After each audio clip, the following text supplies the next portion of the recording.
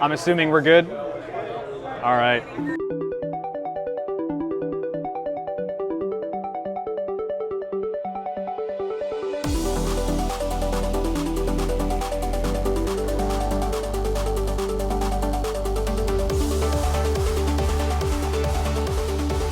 Welcome to the Central Florida Immersive Technology Summit. My name is Dave Vanz with Soweo, where we create the brand humanization framework.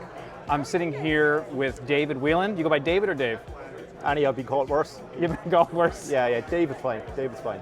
Tell me about yourself. What do you do? So I'm the CEO of Engage XR. We're an engagement metaverse company, so we're in the enterprise and education space. So we enable our customers to build their own metaverses in their own likeness, and we use this for customer engagement, for training development, marketing programs as well. So pretty much we enable people to build whatever they want in the metaverse. Talk to me a little bit about the education piece of it. Like, what are some of the things that you're seeing right now, or maybe that are happening right now, but also coming up? Yeah, so this technology, VR and AR, is definitely transformational. It's in my own background, I'm dyslexic, so when I went to school, I never got good grades, and I was actually called stupid when I went to school back in the 80s. And it wasn't that I was stupid, by no means. I responded better to some educators than others, because I'm a very visual learner. And then when I left school, I didn't go to college. I was playing rugby all around the world. I was labouring on building sites. And then when I got to try the Oculus Rift DK1, I was a Kickstarter backer, completely transformed my life. And I turned around to my wife and said, I really need to get into this business. I tried an app called Titans of Space, and when I came out of it, I was like, this is absolutely fantastic. And I put my kids into it. So I've done some research, and VR has been used in education for over 50 years. It's just been very, very expensive. But now with these consumer headsets coming out, it's accessible to everybody. So I see a future where you don't have to go to the schools where you're located in, and you don't have to be taught by the teachers that are in your location. You can go into a virtual school and do physics in virtual MIT in the morning and English literature in Oxford University in the afternoon from the comfort of your own home. So education will be very much on demand, and you can tailor your education to the educators that you respond best to. And also as well, it's a way of opening up education to the masses, where in America especially, the education system is very much based on the tax system. So if you're from a wealthy area, your schools are better funded and you get a better education.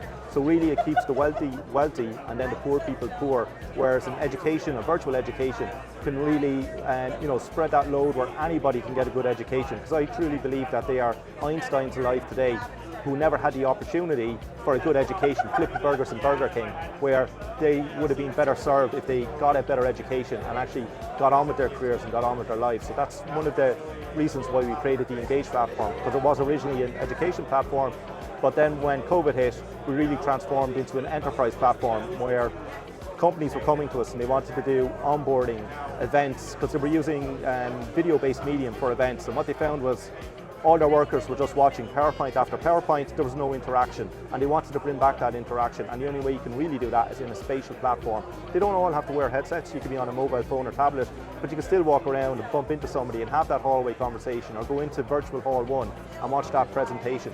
That's where a lot of the business happens, is those chance conversations that you just can't get on a video-based medium. What are some of the examples of what you guys have created with Engage XR Yeah. that really that got you excited? That there's maybe something that was pushing the boundaries. Was there anything that you guys have done that really kind of stands out? Well, it's not what we create, it's what our customers create, because we are a platform for people to build on top of. So only last week we had the Chief Justice of Canada in doing a hearing between two classes. So on one side of Canada, I think it was near Toronto, they had the defense team, and then on the other side of Canada, thousands of miles away, they had the prosecution team, and they were all arguing within a virtual reality setting, and he was actually presiding it as a judge and then grading people. So that's one of the ways the platform's being used. With Stanford University, they've been using it to teach people the virtual lab have been teaching people inside Engage for the last couple of years, but they also done A/B testing where they were teaching people the traditional method, and they've seen a huge marked improvement in the grades that these kids were getting because they've done it virtually, because they felt more connected, they felt more open, and they could express themselves freer, and there was more collaborative kind of community in the VR setting, as opposed to just video platforms where everybody's very disconnected, where you're sitting in front of the computer by yourself and you feel isolated.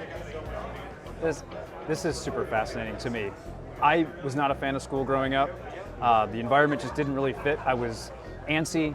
To have something where you could engage with the education would be groundbreaking. Would have been groundbreaking for me, and even for my kids, who, when the pandemic hit, were stuck in front of their computer screen.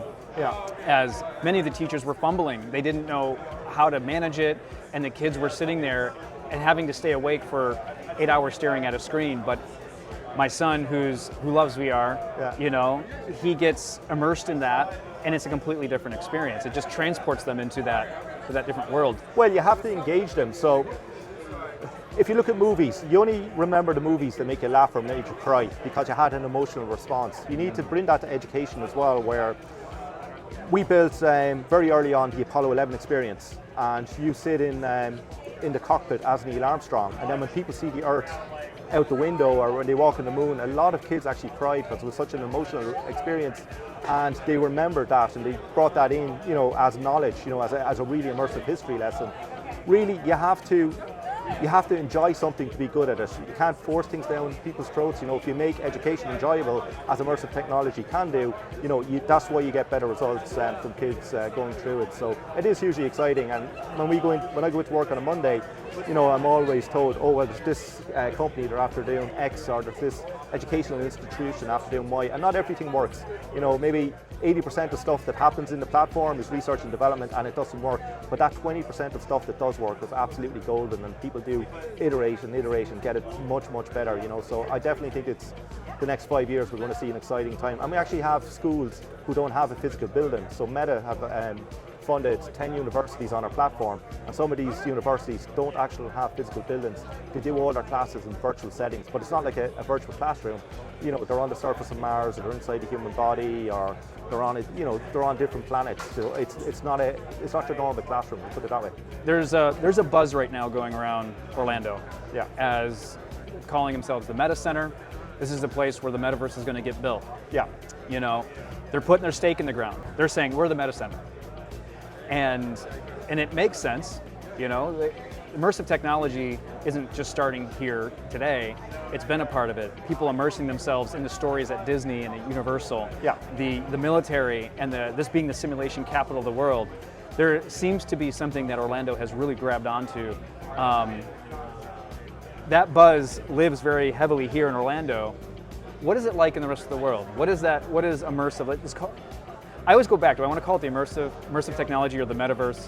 Whatever you want to call it, what is the perception around the world that you're seeing around this technology?